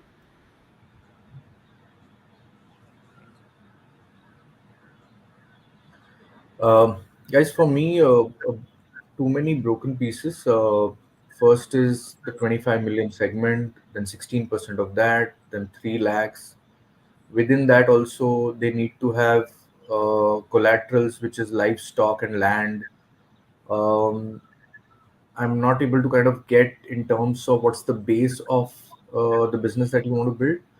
If, for example, most of the farming in our country is licensed farming, so I own a land and Jatin is farming on my land, right? So if he wants a loan, will he be eligible? Because he's not going to have a collateral of a land and livestock. So he will go out of eligibility. I might not need it because I am getting the entire money from him and paying him commission. So you started by saying that you're solving a problem of allowing credit for farmers, but that's not coming out very strongly in terms of how will you enable these farmers who are actually farming in the farm, right? Yeah. So that's my kind of thought process. Just explain me how you think about it. Yeah. in your case, like illustrative example where you gave that Jatin will be farming in your land, obtaining a license. In that case, first we'll be profiling, like we calculate the risk factor. Okay. Say for example, we can take two people. One is Samir and Jatin. Application from two people. Samir is a landowner. Jatin is a licensed farmer in someone else's land. In case of Jatin, the risk of default will be, say for example, 0.8, which is on the higher side. In case of Samir, the risk will be on the 0.5 or maybe less than that, something like based on the some other factors. If we assume that remaining all factors like geography, weather, climate, region, or even whatever being other factors which are similar. So if we only take these two, the risk factor is going to increase because of this. So in that case, if you want to take a loan or if you want to take an insurance for Jatin, the interest rate or the premium rate is going to be first high. And in terms of preference, Samir will be given as the preference to lending in terms of lending. That's where my question is, guys. That's why I feel there are too many broken pieces that you will have to build. You will have to first understand, and if you have the data, please tell me what is the percentage of licensed farming and own farming in our country, so that you know exactly what your target audience is. Because if you're going to charge the very heavy fee to a licensed farmer, he is anyways getting from that unorganized sector. No. Because the risk is very, very high, right? So this is based on the, like in terms of informal sector. Say if I'm a local person lending to Swanee, my judgment is not fixed based on facts, but I'll see where this person is coming from. Like if it is my local area, I know about his family or his irregular behavior, or I intuitively take a decision. That ability we are trying to build using the machine learning algorithm. And there is, say, in terms of informal lending, monthly 2 rupees, like 2 rupees every 100 rupees is the almost a standard practice used almost in all the villages. So in terms, if we take that, it will be around 24% per annum. So, but we are going to place the interest rate slightly above the banks, but very well below the informal lending. So that's how we are planning to loop in pull in the customers. And also, there is no say that if you don't own a land, you will not be given a loan or given insurance. You will be given, but at a slightly premium rate than Samir, or in terms of one who is owning. And that's when data is like crop yield history or soil data will step in, right? So when you don't have any other data to judge for a person who is actually you lease your land, so that's when we consider other external factors to. That's when we factor in all this. So not just the history of a person or his occupation, it's just the other environmental factors as well, whether he'll be able to produce or whether he'll be able to repay the loan or something of that sort. So yeah. Okay. Cool. Thanks. All the best. Thank you. Yeah. Thank you, sir. Thank you, Team Idea Warehouse. That was a great pitch. Let's move on to our next team. That's Team Reliant from SCMHRD Pune. Let's have their video on the screen then. In a world increasingly driven by sustainability, EcoPack Solutions brings an innovative solution to one of the most pressing issues today: plastic waste. Our biodegradable packaging offers a smart, scalable, and eco-friendly alternative to traditional packaging materials. Did you know the world produces over 380 million tons of plastic each year? Around 50% of this is for single-use purposes like packaging. Unfortunately, less than 9% of this plastic is recycled, leaving the rest in landfills or polluting our oceans. Traditional plastic takes up to 500 years to decompose, emitting toxic substances along the way. This pollution contributes heavily to climate change and impacts wildlife. Consumers and governments worldwide are demanding sustainable alternatives. By 2026, the global biodegradable packaging market is projected to grow at a CAGR of 14.9%, reaching over $20 billion. Enter EcoPack Solutions. Our biodegradable packaging is made from plant-based polymers, starches, and fibers. It degrades naturally within 6-12 months, leaving no harmful residues. Unlike many competitors, our packaging can handle higher durability, making it perfect for diverse sectors, from food and beverage to cosmetics and e-commerce. The biodegradable packaging market is forecast to grow to $37.77 billion by 2029, driven by environmental regulations, consumer demand, and corporate sustainability goals. Major brands like Coca-Cola, Unilever, and Amazon are actively searching for alternatives to traditional plastic. Our primary target markets include food and beverage, currently dominating at 60% of the market share for biodegradable packaging.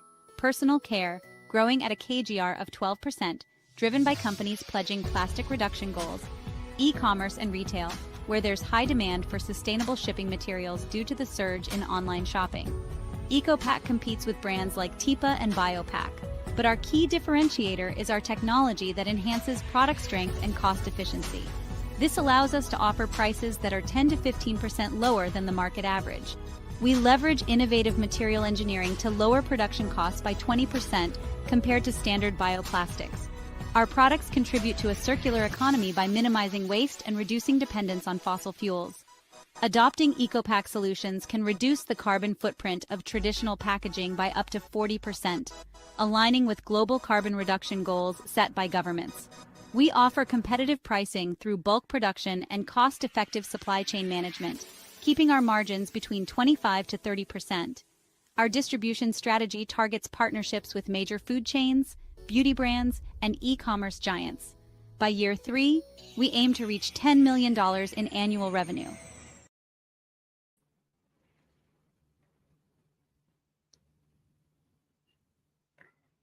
Introducing EcoPack, the packs with planets back. EcoPack is a biodegradable packaging solution made from petrochemicals like PB80 and PBS combined with natural materials such as starch and plasticizers. Designed for compostability and versatility, EcoPack addresses critical environmental concerns like waste management challenges and health concerns like microplastics found in eatables, while also ensuring compliance with government regulations. With the Indian biodegradable packaging market projected to grow at a compounded annual growth rate of 7.1%, reaching a market valuation of $5.4 billion by 2032, now is the time to shift towards greener alternatives. Our primary research shows that over 71% of consumers prefer biodegradable packaging, 68% consider sustainability very important when purchasing products, and more than 80% are willing to pay an extra amount for the same. Further, our business model focuses on offering biodegradable packaging products with our target market focus on B2B channels, maintaining competitive pricing with our vision to provide an eco-friendly, market-ready solution. We will cater to majority 3 sectors: FMCG for lightweight and moderate water-resistant packaging boxes, quick commerce for strong, durable, and water-resistant products enhancing delivery services, and consumer durables for strong, structured, and heat-resistant ones. We will provide value to our partners by providing sustainability, leading to brand enhancement, customization for specific needs, durability for longer shelf life. Our revenue model will be on B2B contracts, subscription basis, or a value-added model. Our USP differentiator is giving biodegradable, customizable, durable, and also usable packaging. Now, here's how we plan to engage businesses to partner with us.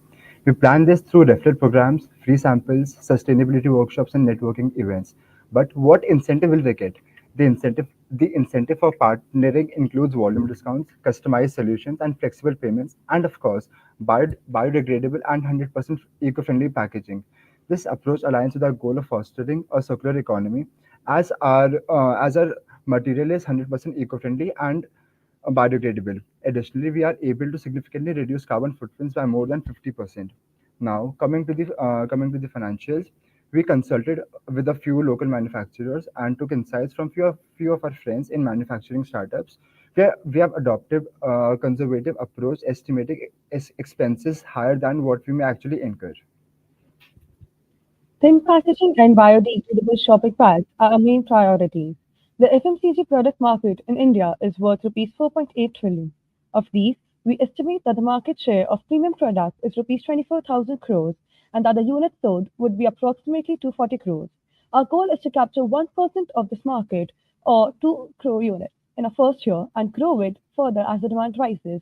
In order to take advantage of economies of scale, being entirely biodegradable and independent of non-renewable natural resources, our products are priced a little higher than the ongoing market rate.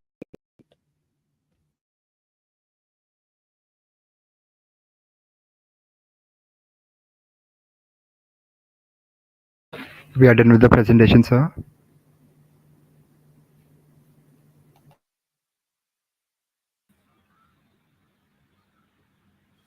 Thank you, team. I think you have done a very detailed research on this. So I'd like to ask you, this product and these customers are already available in the market. There is no dearth of providers of such biodegradable packing. So how is your idea different, and why should somebody trust on this new startup that you are projecting?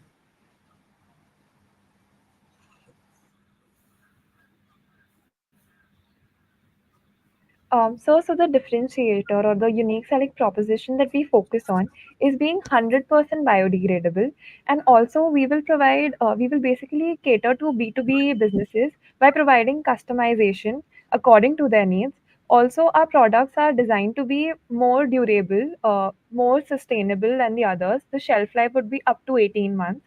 And also, if there is, we have come up with this that if there is product left, they can come back to us and we can reuse the product and give them future incentives and discounts accordingly. Adding to that, we are using a mix of PBS and PBAT. So the PBS, that factors, that we are using that because it enhances the durability and the overall shelf life of the product. So we are catering the consumer durables as well. So in that we need packaging that is more durable and that can resist high pressures and long duration and more weight. So I don't think so that any such product for this particular sector is there in the market. Okay. Guys, I am a bit torn. At on one hand, you're saying you're building a product which is better than the market, whatever is available in the market. You're very confident about what you're delivering in the market. On the other hand, you're saying that you're going to offer heavy discounts. You're only going to cater to 2 crore units, and you're going to incentivize. I didn't understand this thought process. So either your product is really good and you're confident about the product and you price it right and you go out in the market, or if you have doubts on the product, you discount it, you incentivize, and you do those kind of gimmicks, right? So if you can define clearly what's your thought process, it will help us.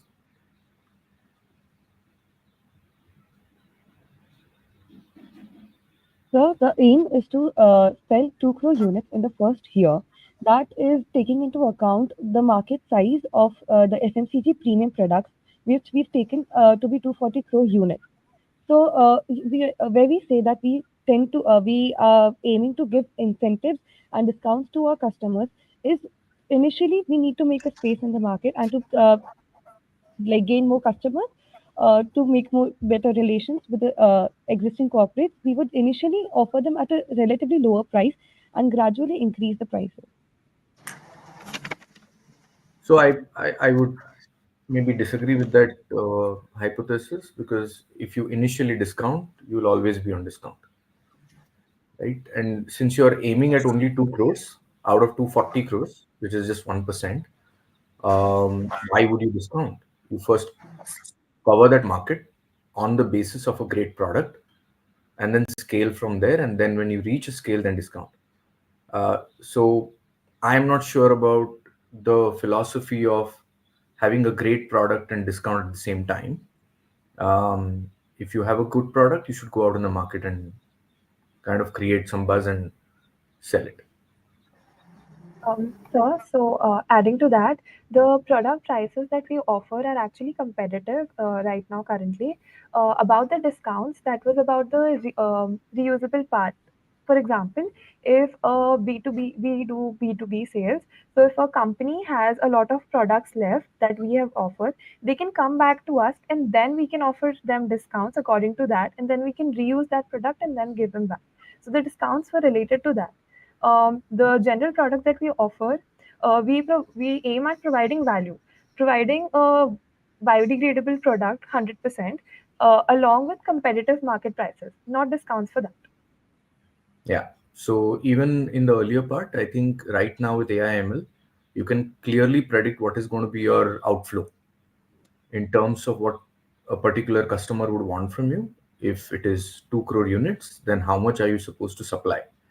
So that hypothesis of leftovers being more than what you have they have procured, you might also want to kind of cross check and recheck.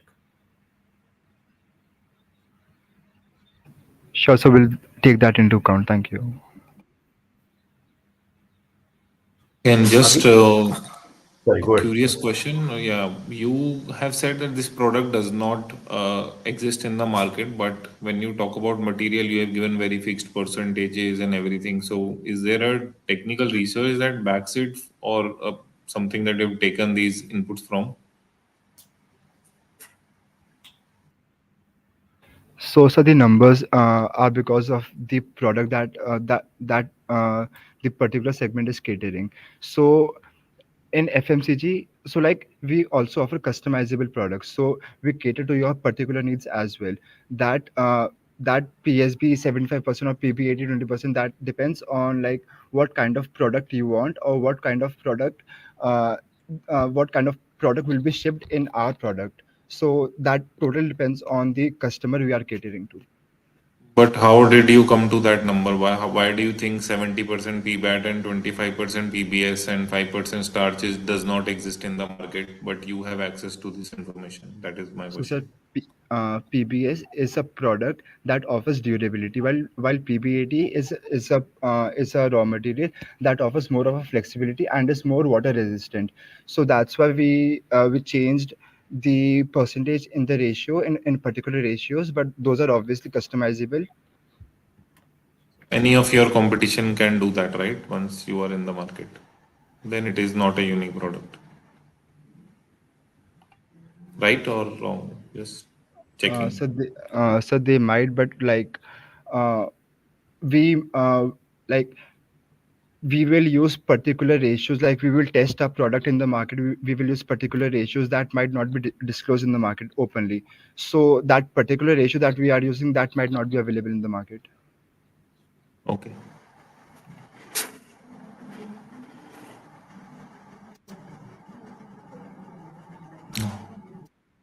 So you have any questions? No, no, thank you. All the best. Thank you, team. All the best. Thank you, sir. Thank you, sir. Thank you, Team Reliant. That was a great discussion that we had. And with that, I think we should call for a huge round of applause for all our participating teams. The diversity of innovative ideas presented in this round is truly impressive. In fact, I feel today's contest has raised the stakes, promising an even more thrilling journey ahead. So, as you know, the winners of today's elimination round will be stepping into the semifinals of the TUP season X, where you will be against winners of other elimination rounds. So now, as you build the suspense around today's winners and runners up, you will have to hold on to your excitement just a little longer. Rest assured, the results will be announced on our social media handles shortly. So keep those notifications turned on. And as we wrap up this elimination round, we want to extend our heartfelt gratitude to the jury for their insightful questions on all the ideas that were presented today. A big thank you to the audience and the participating teams for creating such an interactive and exciting event with your visionary ideas. You were all fantastic. With that, this is me, Abhay Ahuja, signing off for today. Keep following us on our social media handles and stay tuned for further updates. We will see you soon at the TUP Season X semifinals. Until then, take care and have a great evening. Thank you. Thank you. Thank you.